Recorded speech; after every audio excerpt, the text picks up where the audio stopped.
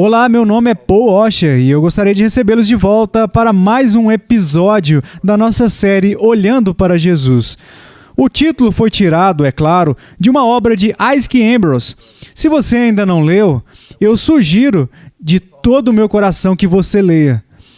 É um daqueles livros que é um tanto bom manter ele na cabeceira da cama e toda noite ler um trecho do texto. Isso vai fazer com que você enxergue Cristo debaixo de uma nova luz e eu acredito que você vai amar ele mais. Hoje nós vamos olhar para um pregador, teólogo puritano do século XVII com o nome de John Flavel. E ele é um dos meus escritores favoritos em toda a história da igreja.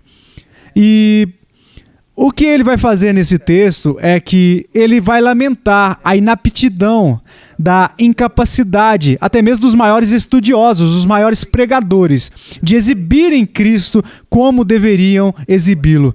E antes de lermos o texto, deixa eu dizer que isso é algo que eu achei muito comum entre os maiores pregadores da história da igreja.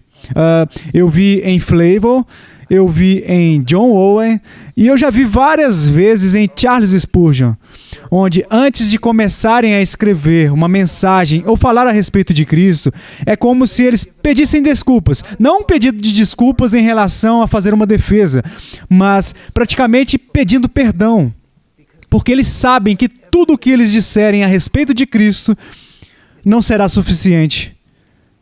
Não vai ser suficiente. Não importa quão alto os nossos pensamentos são a respeito de Cristo, eles não são altos o suficiente. E não importa o quão bem a gente possa falar dele, ainda não será o suficiente. Então, vamos ler o que Flavel, o pregador do século XVII, diz. Ele diz: mas deixe que eu te diga, o mundo todo não é um teatro grande o suficiente para exibir a glória de Cristo, ou revelar a metade das riquezas insondáveis que jazem escondidas nele. Essas coisas serão muito mais bem compreendidas e faladas pela divindade no céu do meio-dia, na qual a Assembleia imediatamente iluminada prega os seus louvores, do que por uma língua gaguejante e uma caneta rabiscadora como a minha, que apenas estragam elas. Ai de mim! Eu escrevo os seus louvores, mas à luz da lua. Não posso louvá-lo tanto quanto pela metade.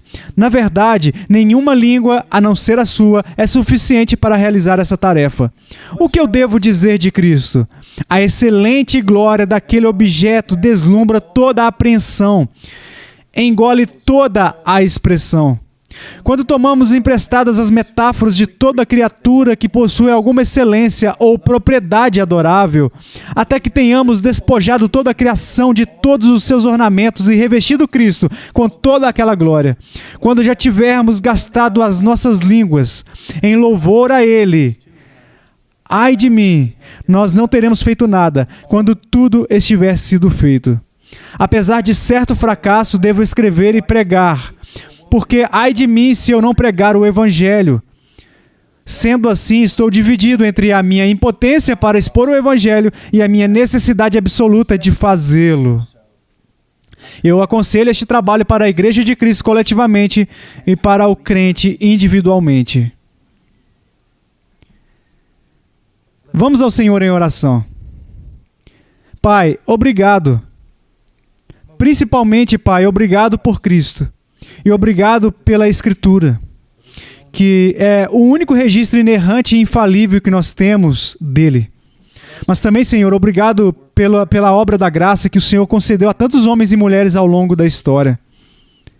Senhor, nos ajude a acender o fogo deles em nós. Nos ajude, Senhor, a entender a sua paixão. Senhor, a cultivá-la nos nossos próprios corações. E, Senhor, nos ajude agora simplesmente a meditar sobre as palavras do seu servo John Flavel. Em nome de Jesus. Amém. Agora, eu vou apenas passar e olhar algumas das frases e talvez dar alguma explicação. Ele diz: mas deixe que eu te diga, o mundo todo não é um teatro grande o suficiente para exibir a glória de Cristo ou revelar a metade das riquezas insondáveis que jazem escondidas nele. Se um homem vivesse 100 anos e devotasse todos os seus anos pensando em nada além de meditações em Cristo, seria uma coisa digna de se fazer. Se um homem determinado a falar apenas de Cristo na sua glória, com cada palavra, isso seria uma coisa valiosa para ele fazer. Agora, eu quero pegar isso e quero aplicar isso ao púlpito. Eu sei que nas Escrituras existem leis, mandamentos, princípios de sabedoria, diretivas de todos os tipos, e elas precisam ser pregadas. Mas o propósito da Bíblia não é nos dar uma metodologia de autoajuda. O propósito da Escritura é revelar Cristo. E quanto tempo é perdido no púlpito quando Cristo não é proeminente? Quando eu vejo um pregador, ou ouço um pregador que não tem Cristo no centro, que não o proclama como preeminente, que não fala muito de Cristo, eu sei que ele sabe pouco de Cristo. Porque aqueles que conhecem ele de verdade, eles devem anunciá-lo. E mesmo quando nós proclamamos princípios e proclamamos mandamentos, tudo flui do nosso amor por Cristo e do nosso desejo de que Ele seja glorificado em todas as nossas atividades. Vamos continuar. Ele fala sobre as glórias de Cristo, as riquezas insondáveis que estão escondidas em Cristo, e ele diz, essas coisas serão muito mais bem compreendidas e faladas pela divindade no céu do meio-dia. Agora, segure isso, porque ele vai dizer algo que está relacionado a isso mais tarde nesta passagem. Mas o que ele está tentando nos dizer é que as glórias de Cristo são melhores compreendidas por aqueles que já foram para o céu.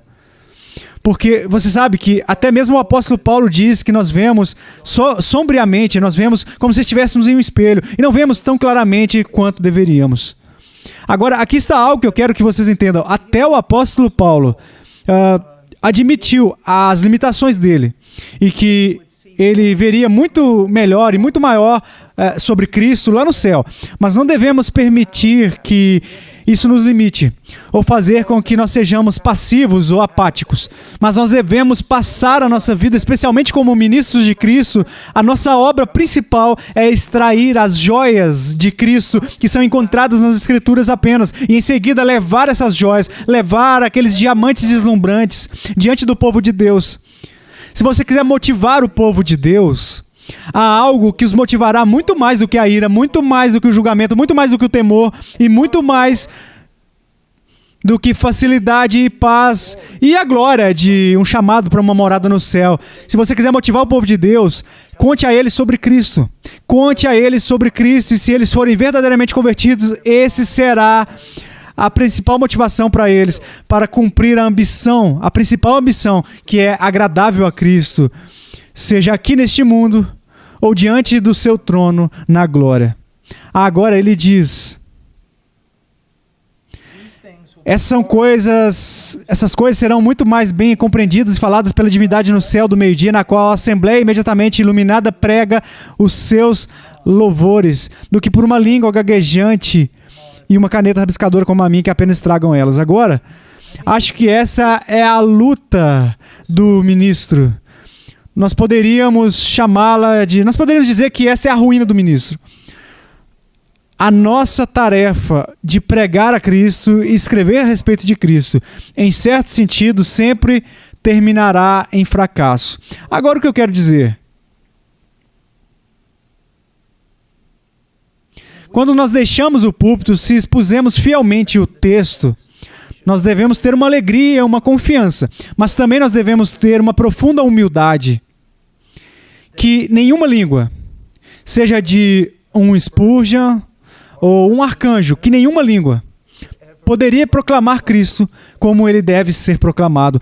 E de algumas maneiras, a nossa melhor pregação é simplesmente uma sombra em uma caverna. A nossa melhor pregação, de algumas maneiras, nós poderíamos dizer, estraga a glória que é verdadeiramente a glória que pertence a Cristo.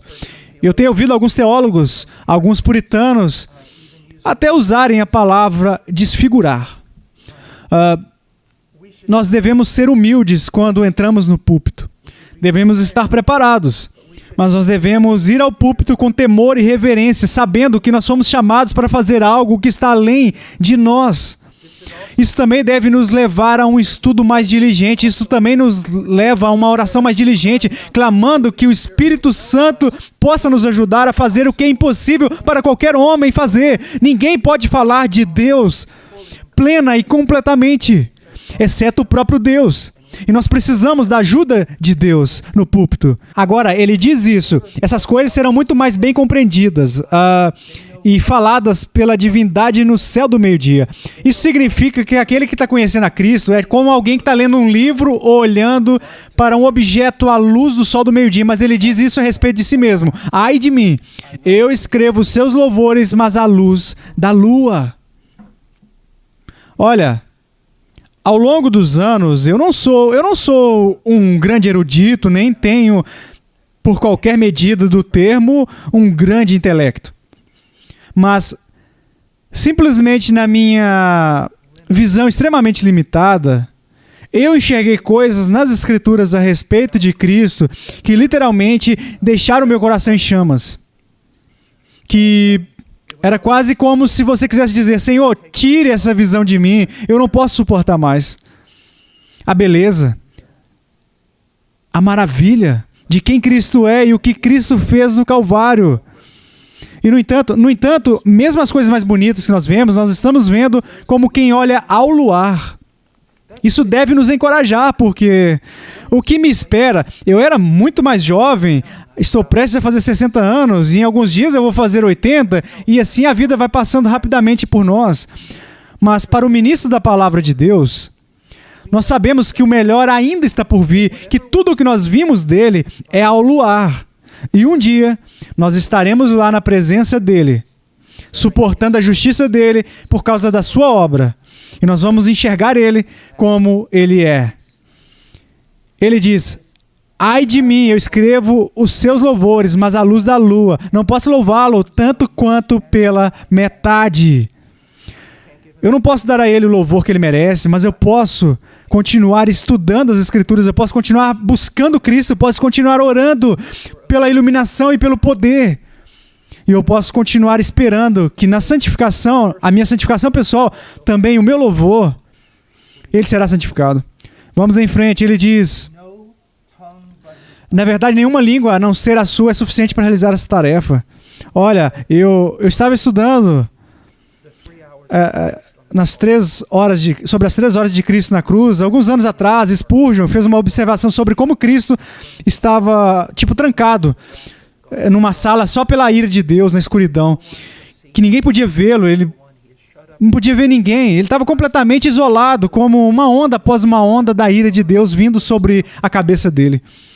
E ele faz um comentário que ninguém, nem os santos no céu, nem mesmo o maior dos principados e poderes e acros e domínios, ninguém jamais será capaz de compreender totalmente o que Cristo sofreu naquelas 3 horas lá no Calvário, exceto pelo próprio Deus.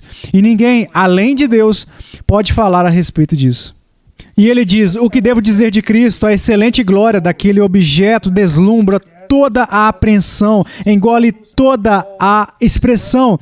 É como se você tivesse estudado, você se derramou durante toda a noite, você observou, você orou, você pediu a Deus para que te mostrasse, então te ajudasse a proclamar, você sobe no púlpito, você prega até ficar totalmente exausto e você desce sabendo que nenhuma 10ª parte foi contada.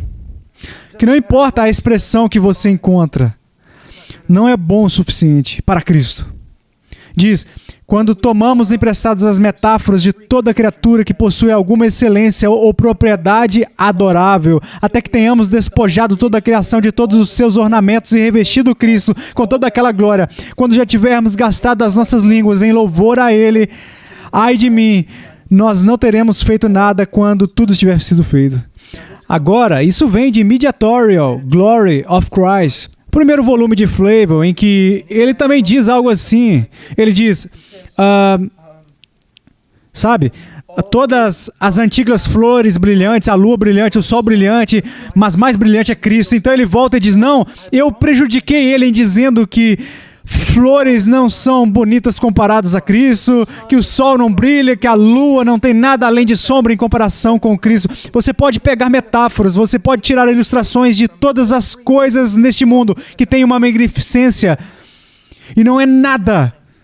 Não pode ser colocado perto de Cristo, porque Cristo é mais magnífico do que qualquer coisa que você possa ver. Qualquer palavra que você usa para descrever Ele é, na realidade, uma palavra impotente que Ele usa. Agora, isso é importante para nós, porque não queremos ficar desanimados.